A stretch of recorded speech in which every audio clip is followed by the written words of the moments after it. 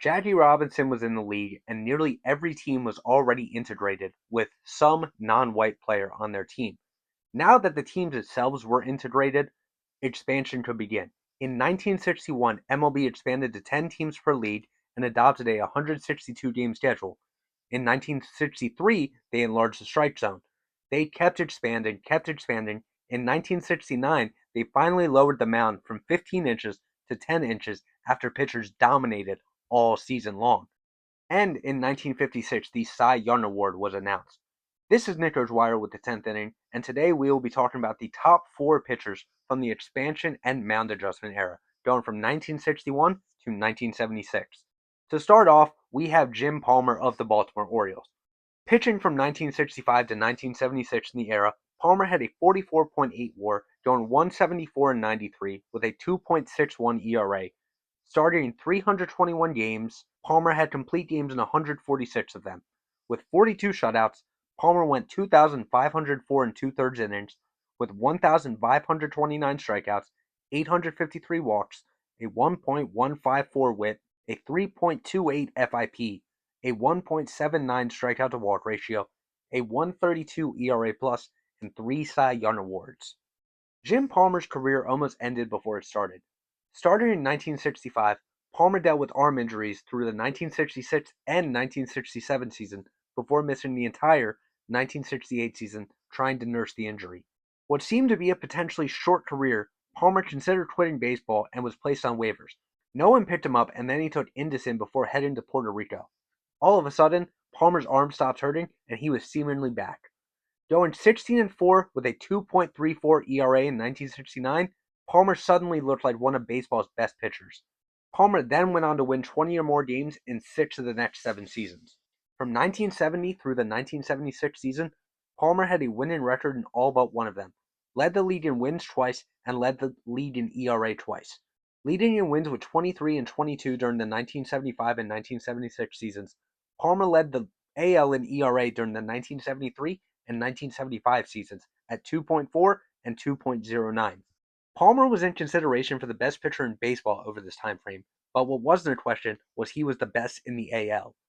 1973, 1975, and 1976 all saw Cy Young Awards go Palmer's way, and suddenly the player that almost never was becoming one of baseball's best. Palmer's high leg kick was a staple of his delivery, and though most of his success came during this era was dominated by great pitchers, ranking Palmer only fourth. The next best pitcher of the era will be Bob Gibson, the one with one of the greatest seasons of all time in 1968. Pitching from 1961 to 1975, Gibson had an 80.8 WAR, a 245 and 163 record, a 2.84 ERA.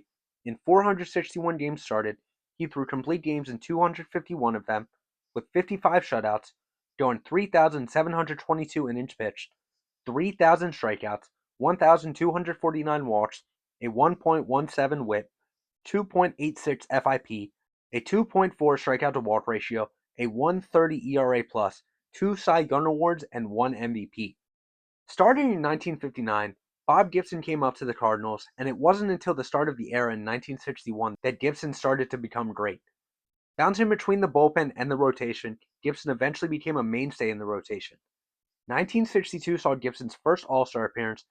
A blistering fastball and tendency to pitch up and in made Gibson nearly impossible to hit when he was on. And though his ERA did dip over 3.0 during the 1963, 1964, and 1965 seasons, the wins crept up, and Gibson was now a 20-game winner. The plate was Gibson's to control, and 1966 saw him go 21-12 with a 2.44 ERA. This was just a small sign of what was to come. 1967 saw an injury limit Gibson to 24 games after an All-Star Game line drive broke his leg. Gibson's return in 1968 is one of the most heralded seasons of all time. Going 22-9, Gibson led MLB with an insane 1.12 ERA and 268 strikeouts, en route to the Cy Young and MVP. Up to that point, this was a discussion for the best season of all time, and Gibson was just locked in throughout it. Never reaching that level of dominance again, though. The lead moved the mound down to 10 inches, in part to Gibson's dominance of 1968. A 2.18 ERA to go with 20 wins came in 1969 after they lowered the mounds, and Gibson looked like the best player in baseball.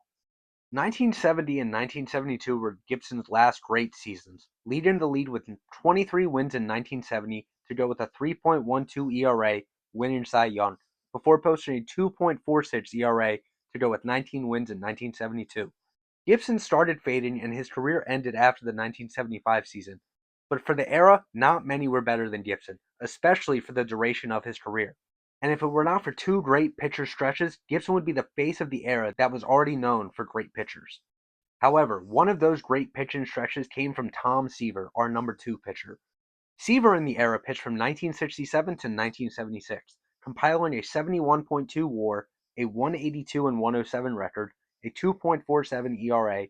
In 348 games started, he threw complete games in 161 of them, with 39 shutouts, 2,718 and two-thirds innings pitched, 2,334 strikeouts, 733 walks, a 1.061 WHIP, a 2.57 FIP, a 3.18 strikeout to walk ratio, 141 ERA plus, a Rookie of the Year, and 3 Cy Young awards. Due to Sandy Koufax's short run in this era, another pitcher in Tom Seaver made an argument for the best ever. His time on top was longer than Koufax's, and though not quite as dominant, he was just as good for a longer duration. Seaver got off to a great start, making the All-Star team during his rookie season in 1967, eventually winning Rookie of the Year. Seaver won 16 games in both 1967 and 1968, posting a 2.76 ERA in 1967, then a 2.2 ERA in 1968. Already a dominant pitcher, Seaver led the league in wins during the 1969 season with 25 to go with a great 2.21 ERA. This helped him win his first Cy Young award. After that first one, Seaver became a mainstay in the race, leading the league in ERA during the 1970, 71, and 73 seasons, posting a 2.82, 1.76, and 2.08 ERA during those seasons. 18, 20, and 21 wins came during the 1970, 71, and 72 seasons, but it was not until 73, where he won 19, that another Cy Young award came. Seaver was easily the best pitcher in the NL and probably baseball, and he was nowhere near slowing down. A quote down 11-11 season with a 3.2 ERA came in 1974, but 1975 he was right back, leading the lead with 22 wins and a 2.38 ERA en route to his third Cy Young award. This was now Seaver's era, and while he was not as dominant after this time frame, Seaver remained one of the best, and he was certainly near the top of the expansion era. But because of Sandy Koufax's dominance, there is no other answer than Sandy Koufax being the best pitcher during this era. Pitching only from 1961 to 1966 in this era, Koufax compiled a 46.4 WAR, a 129 and 47 record, a 2.19 ERA in 223 games, 211 which were started, 115 complete games, 35 shutouts, 1,632 and two-thirds innings pitched, 1,713 strikeouts, 412 walks, a .970 WHIP, a 2.16 FIP, a 4.16 strikeout to walk ratio, a 156 ERA plus, 3 Cy Young awards, and 1 MVP. Sandy Koufax's run in this era may have been short, and in fact, it's the shortest in this whole list of eras, but the reign was as dominant as they come, and up there for the most dominant starting pitching stretch in MLB history. A bonus baby, Koufax joined the Dodgers during the 1955 season and was a major project who didn't start to take off until the start of the era in 1961. Having to remain on the Dodgers roster for at least 2 seasons due to being a bonus baby, Koufax soon took over the world, going 18-13 with a 3.52 to start the era in 1961, to go with a leading 269 strikeouts. This was just a preview of what was to come, as Koufax soon became untouchable for the next 5 seasons. From 1962 to 1966, Koufax led the league in ERA every season, posting a 2.54 ERA in 1962, 1.88 in 1963, 1.74 in 1964, 2.04 in 1965, and 1.73 in 1966. Over those seasons, Koufax led the league in wins 3 times with 25 in 63, 26 in 65, and 27 in 1966. Koufax also led the league in strikeouts 3 times, with 306 in 1963, 382 in 1965, and 317 in 1966. Over those seasons, Koufax won 3 Cy Young awards and 1 MVP. There was no pitcher in baseball, maybe in baseball history, better than Koufax over this stretch. Then he shocked the world and retired due to arm issues. Though Koufax's run of greatness was relatively short, he was easily the best pitcher of the era and easily one of the best baseball players ever during this stretch. So there you have it. That is our list of the top 4 pitchers of the expansion era. Did I get it right? Did I get it wrong? Let me know down in the comment section, and thank you all for watching.